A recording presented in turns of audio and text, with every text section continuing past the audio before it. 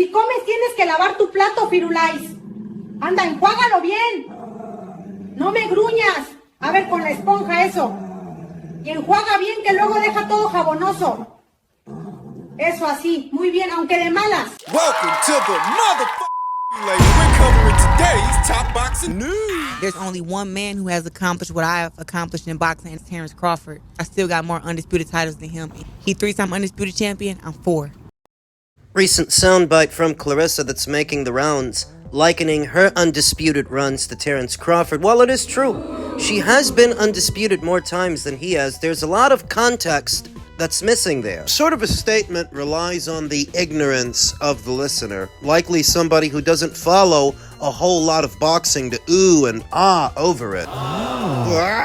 Because if you knew anything about Claressa Shields' undisputed runs, you wouldn't compare them to Crawford's, you wouldn't compare them to anybody's really, since a lot of those runs involved fighting for titles that no one was holding. When she fought Christina Hammer for undisputed at 160, yeah, Christina had a belt, she had one, but the other three belts were vacant because nobody was holding them. It was the same at 154. There were not 4 world champions to fight at 154 when Claressa went undisputed there. There weren't 3. There weren't 2. There was only one, Marie-Eve Dicaire. That's the only champion that she fought at 154, and no, she was not undisputed when Claressa fought her. At heavyweight, when Claressa Shields went undisputed up there, what if I told you that there weren't even really 4 titles in circulation in the heavyweight division, and that the Alphabets manufactured 3 belts for Claressa to fight for? Why manufactured? Manufactured because the heavyweight division is so sparse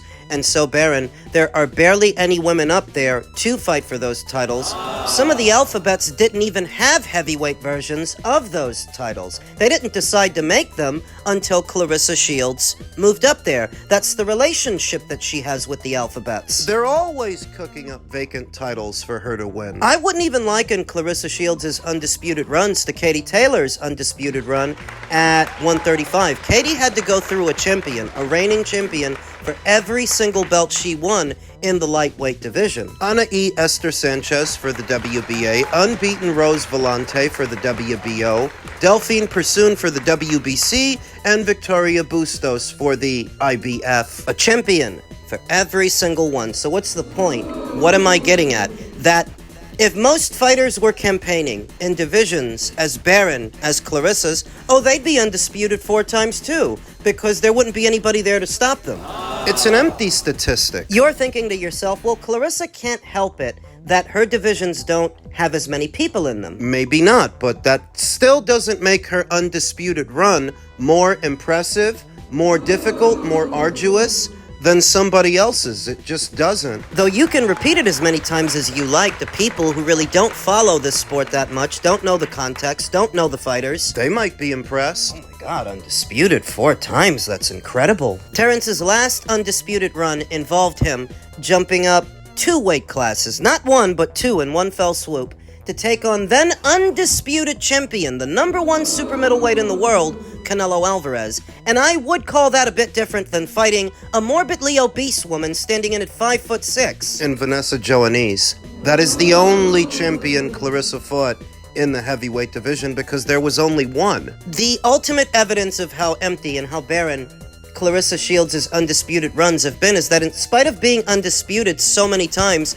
it doesn't show up in the numbers. The idea behind undisputed is by the time you get there, the audience will be involved, invested, and want to know who the undisputed champion is going to be, whereas a lot of the time, Claressa went undisputed, nobody really noticed. Which is why most people, even the ones who follow her, they couldn't tell you who she fought. Not without a Google search. She's the only fighter I know of, male or female, that has that kind of a relationship with the Alphabets to where they literally manufacture titles for her, make titles out of thin air. So does this mean that Claressa Shields deserves no credit for her undisputed runs? I wouldn't say that. It requires attention to detail and nuanced thinking. I don't have a lot of stock in how many times Claressa's been undisputed, but she has fought some good fighters, and it's for that reason that I rate her #2 pound for pound. You rate her #2 pound for pound. So why are you always taking shots at it? Because I'm objective. Because I can separate the personality from the pugilist. She comes in second, though I don't have her as a close second to Katie Taylor in terms of resume. Katie Taylor's resume clears Claressa Shields' resume. It's not even close. But I do have her coming in at number 2 because, like I said, she fought some good fighters. She fought Nikki Adler, Christina Hammer, Hannah Gabriels, Marie-Eve Dicaire. She fought Franchon Cruz, Savannah Marshall. I sort of mitigate how much credit I give her for Vanessa Joannese because Vanessa was a morbidly obese woman standing in at about 5'6". I don't see a world-class boxer there. You never heard me say that Claressa's not a good fighter, that she's not one of the best fighters in the world, because I never said that. I said she's an egomaniac. I said she's probably got a personality disorder and she's her own worst enemy. But I never said she couldn't fight. She can fight. And she's fought some good fighters, but do I think that makes her the greatest woman of all times? The strangest thing about Claressa Shields is her biggest problem is Claressa Shields. What? Her biggest problem is Claressa Shields. Her resume, as it is, in her career thus far, if she had a different personality, if she didn't behave the way that she did, it would be a lot different. How many fighters have you seen really endear themselves to the boxing community at large, make fans and friends out of them, having accomplished less than she has? Quite a bit.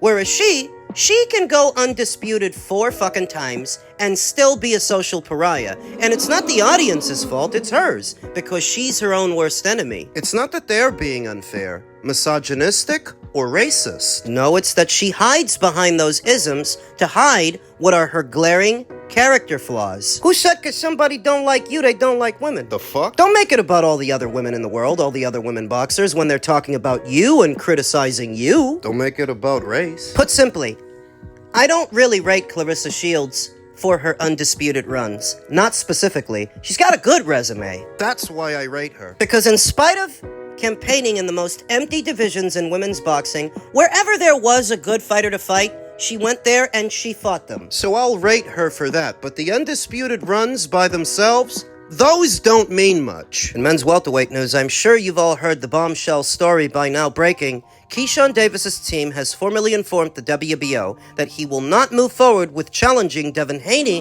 for his welterweight title. According to a letter obtained by the Ring's Mike Coppinger, Davis was set to earn $2.13 million following the result of Thursday's purse bid that was won by Top Rank.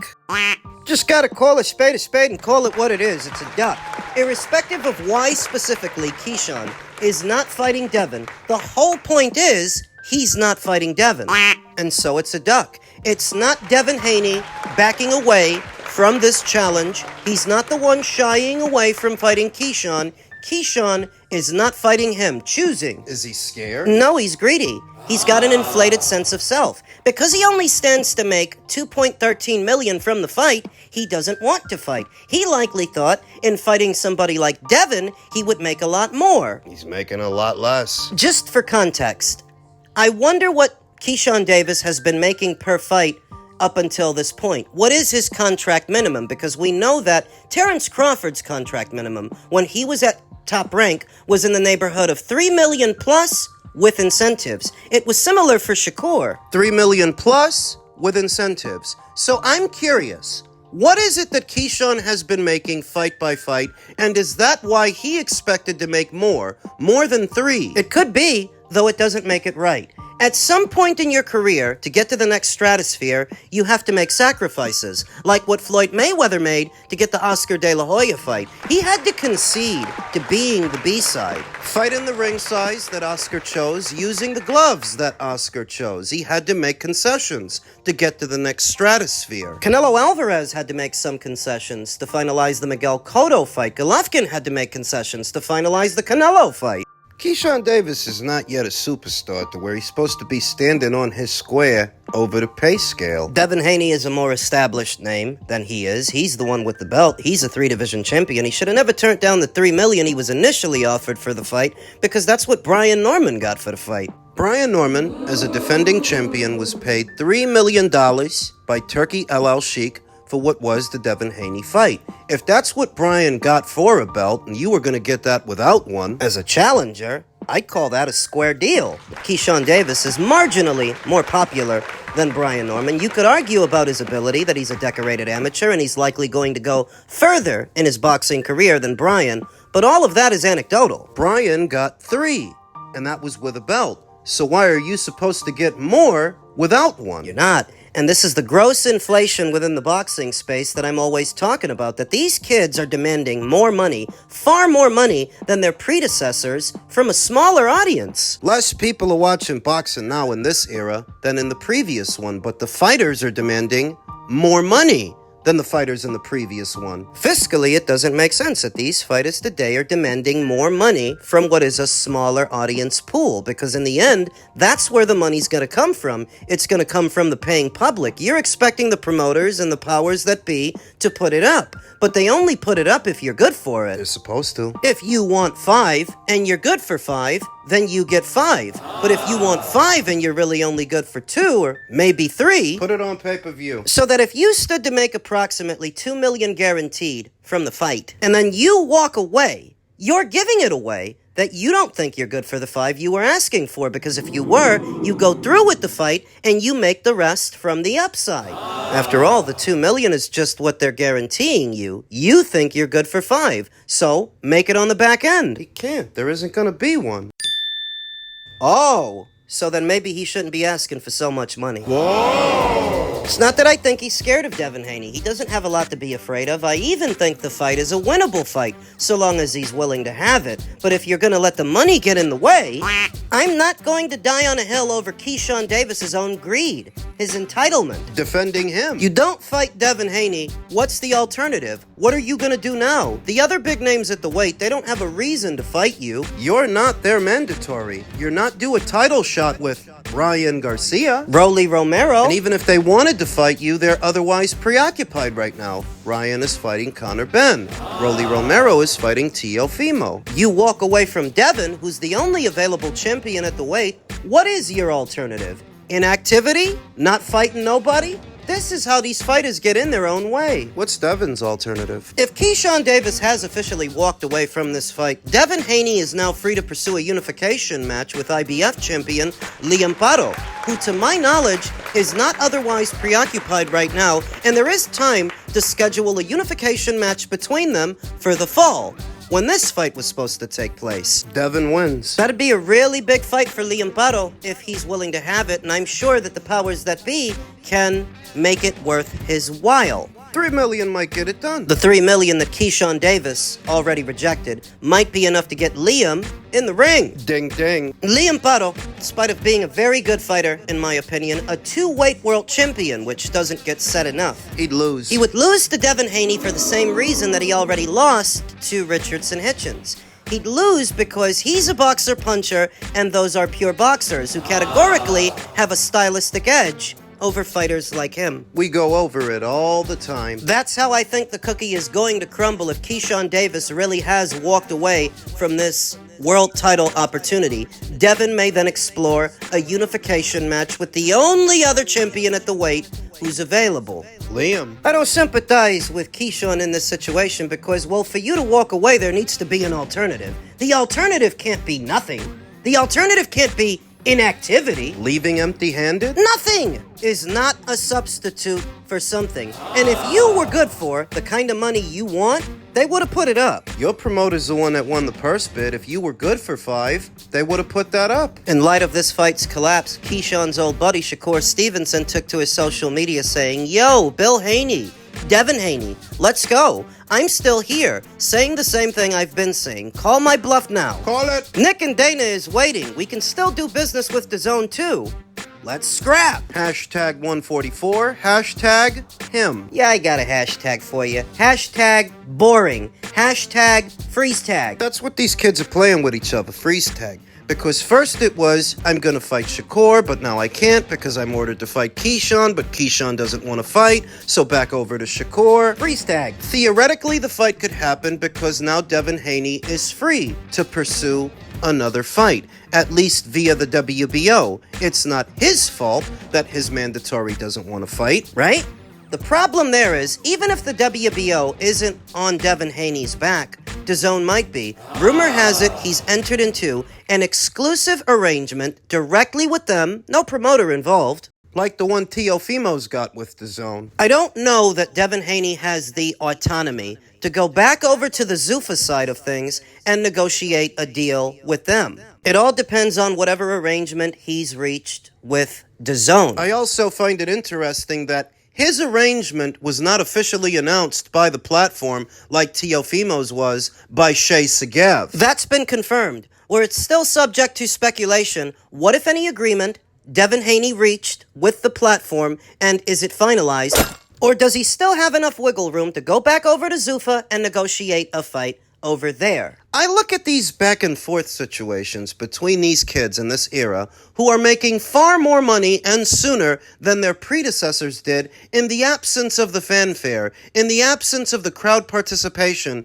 and excitement for the sport, and I just think to myself, what a fucking waste. It's inflation. Because neither Devin Haney or Shakur Stevenson or Keyshawn Davis have all that big a following. They actually don't. A lot of what Devin gets is based on him being overpaid, paid in excess of his market value for years. It's not based on how many tickets he sells or how many pay-per-views. He doesn't have that kind of fanfare. Shakur, he's got even less than Devin. And Keyshawn has even less than him. It's all very uninteresting, is what I'm getting at. How are you supposed to get behind these fighters and support them? And how are you supposed to get excited about the sport and the current state at the weight when these are the guys you're watching? They do a lot more tweeting than fighting. We as consumers spend a lot more time analyzing the contractual situation than breaking down the fights, because there barely are fights. There's even going to be one. We've got to look at the landscape to see whether or not it's possible before we can actually break down a fight. And that's why boxing is in the toilet.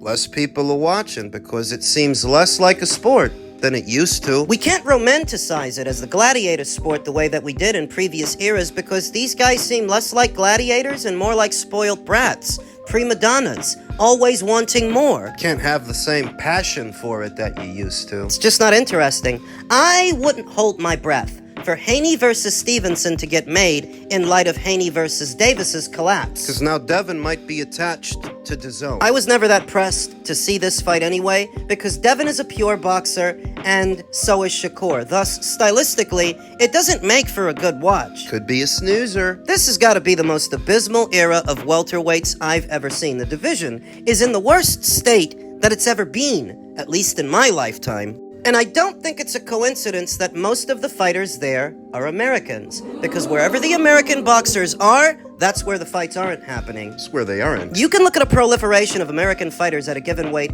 as sapping the excitement from the division. They suck the air right out of the fucking room. The welterweight division is primarily comprised of American fighters. And tell me, are you excited about today's welterweights? Do you like the fights that are happening there? What fights?